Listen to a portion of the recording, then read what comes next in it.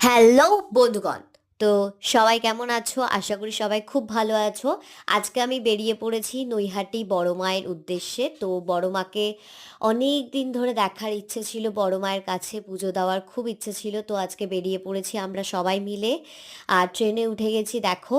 তো ট্রেনে উঠে আমার ভাই দেখো কি করছে। তো এবার ট্রেন থেকে আমরা নৈহাটিতে নামলাম।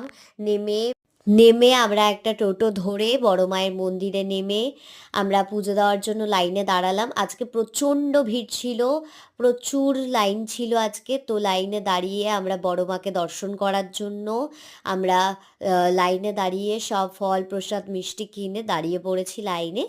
তো এবার আস্তে আস্তে বড় মাকে দর্শন করতে পেলাম আমরা। অনেক আজকে ভিড় ছিল, প্রচুর ভক্ত আজকে এসেছিল মায়ের কাছে।